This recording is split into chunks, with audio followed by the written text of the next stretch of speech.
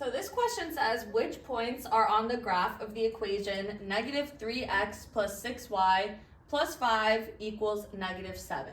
Select all that apply. So basically all that you need to do for this problem is essentially some guess and check work. So remember, coordinates are always written as x, comma, y. So if you were to take negative 3, for example, as our x value, 6 for our y value, and plug it into this problem, we just want to see if it would be true. I can take this problem and simplify it a little bit more by just moving this 5 to the other side. If I wanted to get rid of that plus 5, I would just subtract it. And so this now leaves me with the problem negative 3x plus 6y is equal to negative 12. So I can go through, check all of my options, plug in the x coordinate, the y coordinate, and see which ones are going to work out. I'll start with the first one, option A. So when I do that, I'm going to have x being equal to negative 3 and y being equal to 6. If I were to go ahead and evaluate this, negative 3 times negative 3 is 9. 6 times 6 is 36, but 9 plus 36 definitely does not equal negative 12, so A is not one of our solutions. I can go on now to check B. So I'm going to solve it in the exact same way, but instead now negative 2 is x, and 0 is y. And 6 plus 0 does not equal negative 12, so again, not one of our answers. Let's go on now to try option C, where x is 0 and y is negative 2. So 3 times 0, that goes away. 6 times negative 2 is negative 12. And in this case, 0 plus negative 12 does actually give me negative 12. So C is one of our answers. Let's keep going and try the rest. All right, so option D has 6 as our x value, negative 3 as our y value.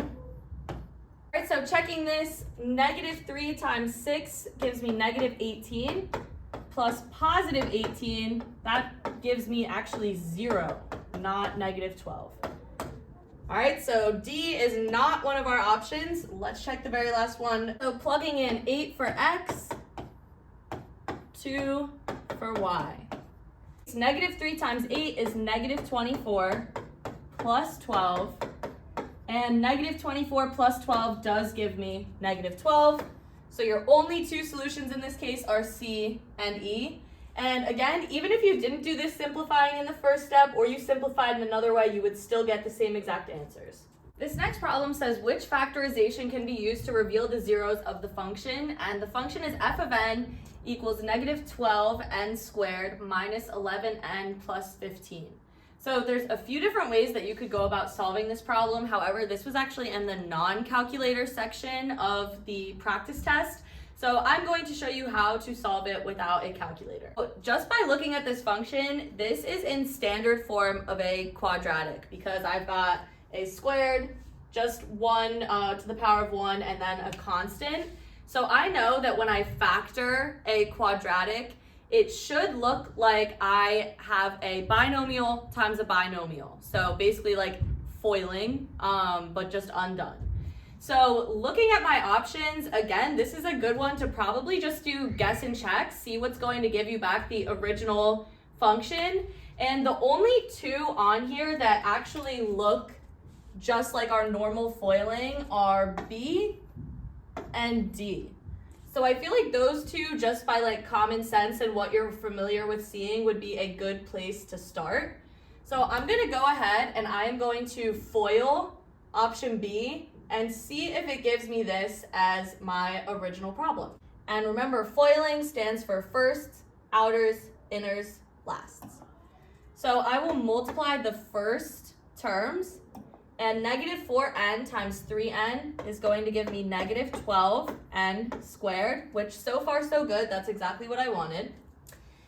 I'm then going to multiply the outers, which is going to be negative 4n times 5, which is negative 20n. I'll then multiply the inner terms. So 3 times 3n is going to give me positive 9n. And then for my lasts, positive 3 times positive 5 gives me plus 15. When you go ahead and look at this problem, I have got two like terms that I can combine.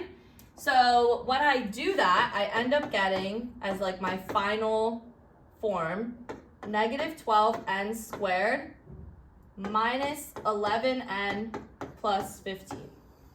Which, if you take a look at the original problem, it matches exactly. Everything is exactly the same. So I can stop there and know that B is my correct answer choice.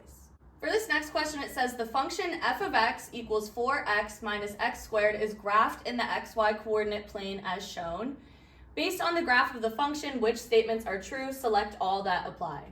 So here we have got a parabola, and basically it's just asking us like if it's increasing or decreasing on different intervals. So whenever you're trying to determine whether something is increasing or decreasing, I always look from left to right, just like you're reading a book. So looking at this line, going from left to right, it's moving upwards, and then once it gets up here to its vertex, it begins to go downwards. So all we need to do is just look at these different options and figure out which ones make sense. So A says that f is increasing on the interval x is less than 0. So right here is where x is 0, and down here in this quadrant is everywhere that x is less than 0. So based on what we just said, if I'm looking from left to right, on this interval, it is increasing. It's moving upwards. Kind of think about it like going over a roller coaster. So f is definitely increasing on this interval. If A is true, then that means that B obviously can't be true because it's saying the exact same thing but decreasing. So A is good, B not so good. For this next one here, it says f is increasing on the interval between 0 and 2. So right here at the vertex is where x is equal to 2. So it's talking about from here to here. Is it increasing? And yes, it still is. So f is increasing when x is between 0 and 2, which means that D cannot be correct because it just says the opposite.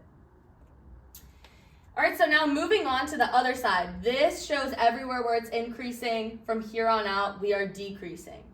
So E says f is increasing on the interval from 2 to 4. So right here is from 2 to 4, which obviously it's going downwards from that spot. So E is not correct. F, however, is correct because that is the same thing, just saying decreasing.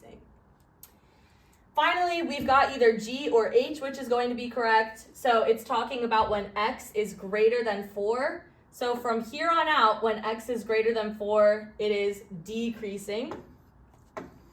So we've got H. This next equation that I have says the figure shows the graphs of the functions y equals f of x and y equals g of x. The 4 indicated points all have integer coordinates, and as you can see, I've got a line f of x, a line g of x. The question then asks something that sounds way more confusing than it actually is. It says if g of x equals k times f of x, what is the value of k? So first things first, let's just like break down the problem. These are both linear equations, which is slope-intercept form, y equals mx plus b. I can obviously see what the y-intercepts are. I can also figure out what the slopes are because I have 2 points on both lines. So let's just write that down, see what we notice, and then go from there. So I'm going to identify g of x. I'll call that like my red line right here. And I've got a point at 0, -3. And at 1, 3. So let's write the equation of this line. All right, so remember, I'm going to treat these as y equals mx plus b, where b is the y-intercept and m is the slope. So in this case, I can figure out the slope just by going from one point to the other, counting rise over run. So from here to here, I rise up 1, 2, 3, 4, 5, 6, and I run over 1. So my slope in this case is 6, and all I need to do is look at the y-intercept, which is where it crosses this axis, which is negative 3. All right, so the equation of this line, 6x minus 3. Now let's check out this blue one, is what I'll call f of x. All right, so I've got a point at 0, 1, and at 1, negative 1. So first let's figure out the slope. So whenever you're counting rise over run, go from the point on the left to the right.